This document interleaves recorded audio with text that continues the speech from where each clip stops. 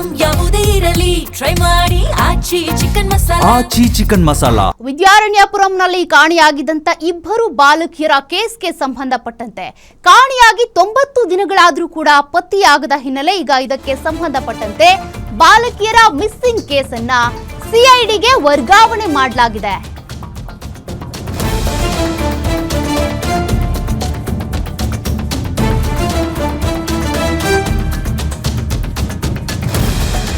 ನೋಡಿ, ಬಾಲಕಿಯರು ನಾಪತ್ತೆಯಾಗಿ 90ಕ್ಕೂ ಹೆಚ್ಚು ದಿನಗಳಾಯ್ತು, ಆದ್ರೆ ಯಾವುದೇ ಸುಳಿವಿಲ್ಲ. ಹೀಗಾಗಿ ಈ ಕೇಸನ್ನ ಈಗ ಸಿಐಡಿಗೆ ವರ್ಗಾವಣೆ ಮಾಡಲಾಗಿದೆ. ಜನವರಿ 31ರಂದು ಮನೆ ಬಿಟ್ಟು ಹೋಗಿದ್ದಂತ ತನಿಷ್ಕಾ ಮತ್ತೆ ತೇಜಸ್ವಿನಿ ಬಟ್ಟೆ ಇರುವಂತಹ ಬ್ಯಾಗ್ ಅನ್ನ ತೆಗೆದುಕೊಂಡು ಹೋಗಿದ್ರು. ಇಬ್ರು ಬಾಲಕಿಯರು ಕಾಲೇಜಿಗೆ ಹೋಗೋದಾಗ ಹೇಳಿ ಹೋಗಿದ್ರು. ಆಧಾರ್ ಕಾರ್ಡ್ ಬಿಟ್ರೆ ₹1 ಕೂಡ ಬಾಲಕಿಯರ ಬಳಿ ಇರಲಿಲ್ಲ. ಆಧಾರ್ ಕಾರ್ಡ್ ಬಳಸಿ BMTC KSRTC ಬಸ್ನಲ್ಲಿ ಪ್ರಯಾಣ ಬೆಳೆಸಿದ್ರು. ಮಲೆ ಮಹದೇಶ್ವರ ಬೆಟ್ಟಕ್ಕೆ ಹೋಗಿದ್ದ ಬಗ್ಗೆ ಮಾಹಿತಿ ಸಿಕ್ಕಿತ್ತು. ಆದ್ರೆ ಮಹದೇಶ್ವರ ಬೆಟ್ಟದಿಂದ ಎಲ್ಲಿಗೆ ಹೋದ್ರು ಅನ್ನುವಂತ ಸುಳಿವೇ ಇಲ್ಲ. ಹಲವೆಡೆ ಹುಡುಕಾಡಿದ್ದಾರೆ ಪೋಷಕರು, ಪೊಲೀಸರು, ಆದ್ರೆ ಯಾವ ಕ್ಲೂ ಕೂಡ ಸಿಕ್ಕಿಲ್ಲ. ಹೈಕೋರ್ಟ್ ನಲ್ಲಿ ಹೇಬಿಯಸ್ ಕಾರ್ಪಸ್ ಅರ್ಜಿ ಹಾಕಿದಂತ ಪೋಷಕರು ಈವರೆಗೂ ಪತ್ತೆಯಾಗದ ಹಿನ್ನೆಲೆ ಈ ಪ್ರಕರಣವನ್ನ ಸಿಐಡಿಗೆ ವರ್ಗಾವಣೆ ಮಾಡಲಾಗಿದೆ. ಕಾರಣ ಯಾವುದೇ ಒಂದು ಕ್ಲೂ ಸಿಕ್ಕಿಲ್ಲ. ಅವರು ನೋಡಿ, ಬ್ಯಾಗ್ ಹಾಕೊಂಡು ಹೋಗ್ತಾ ಇದ್ದಂತ ಈ ಒಂದು CCTV ದೃಶ್ಯವನ್ನ ಬಿಟ್ರೆ ಬೇರೆ ಏನೂ ಸುಳಿವಿಲ್ಲ. ಡೀಟೇಲ್ಸ್ ಕೊಡ್ತಾರೆ ನಮ್ಮ ಕ್ರೈಮ್ ರಿಪೋರ್ಟರ್ ಗಿರೀಶ್. ಬಾಲಕಿಯರ ಮಿಸ್ಸಿಂಗ್ ಕೇಸನ್ನ ಸಿಐಡಿಗೆ ವರ್ಗಾವಣೆ ಮಾಡಲಾಗಿದೆ. ಸದ್ಯ ಈಗ ತನಿಖೆಯಲ್ಲಿ ಏನೆಲ್ಲ ಮಾಹಿತಿ ಗೊತ್ತಾಗಿದೆ, ಯಾವ ಆಂಗಲ್ ನಲ್ಲಿ ತನಿಖೆ ಮಾಡ್ತಿದ್ದಾರೆ ಅಂತ? ಖಂಡಿತವಾಗಿಯೂ ಈ ಒಂದು ಪ್ರಕರಣ ದಾಖಲಾಗಿರೋದು ವಿದ್ಯಾರಣ್ಯಪುರ ಪೊಲೀಸ್ ಠಾಣಾ ವ್ಯಾಪ್ತಿಯಲ್ಲಿ.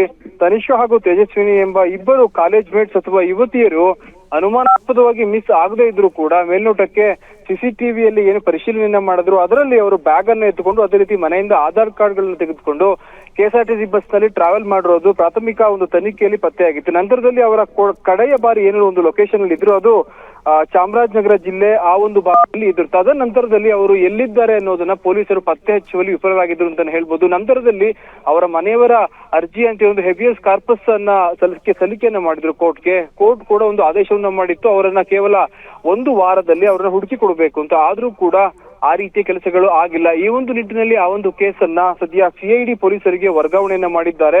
ಈ ಒಂದು ಪ್ರಕರಣವನ್ನ ಸೂಕ್ಷ್ಮವಾಗಿ ಗಮನಿಸಿದ್ದೇ ಆದ್ರೆ ಖಂಡಿತವಾಗಿಯೂ ಅವರು ನಿಜವಾಗಿಯೂ ಬದುಕಿದ್ದಾರಾ ಅಥವಾ ಸಾವನ್ನಪ್ಪಿದ್ದಾರಾ ಎನ್ನುವ ಸಾಕಷ್ಟು ಅನುಮಾನಗಳು ಇಲ್ಲಿ ಕಾಡ್ತಾ ಇದೆ ಅಂತಾನೆ ಹೇಳ್ಬೇಕು. ಯಾಕಂದ್ರೆ ಪೊಲೀಸ್ ಮೂಲಗಳ ಮಾಹಿತಿ ಪ್ರಕಾರ ಒಂದು ಪಕ್ಷದಲ್ಲಿ ಅವರು ಬದುಕಿದ್ದೇ ಆಗಿದ್ರೆ ಖಂಡಿತವಾಗಿಯೂ ಇಲ್ಲಿಯವರೆಗೂ ಕೂಡ ಅವರು ಸಿಗದೇನೆ ಇರ್ತಿರ್ಲಿಲ್ಲ.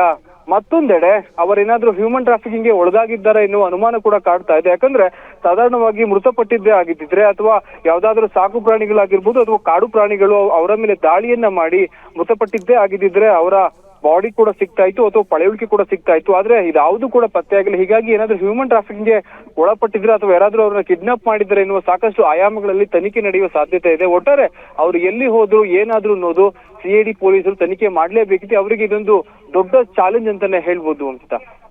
Thank you Girish ಡೀಟೇಲ್ಸ್ಗೆ.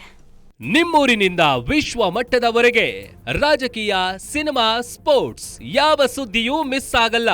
ಬರೀ ಸುದ್ದಿಯಷ್ಟೇ ಅಲ್ಲ, ಜೊತೆಯಲ್ಲೇ ಇರುತ್ತೆ ವಿಶ್ಲೇಷಣೆ. ಗ್ಯಾರಂಟಿ ನ್ಯೂಸ್ನ ಸಬ್ಸ್ಕ್ರೈಬ್ ಮಾಡಿ, ಫಾಲೋ ಮಾಡಿ, ಕ್ಷಣ ಕ್ಷಣದ ಅಪ್ಡೇಟ್ಸ್ ಪಡೆಯಿರಿ.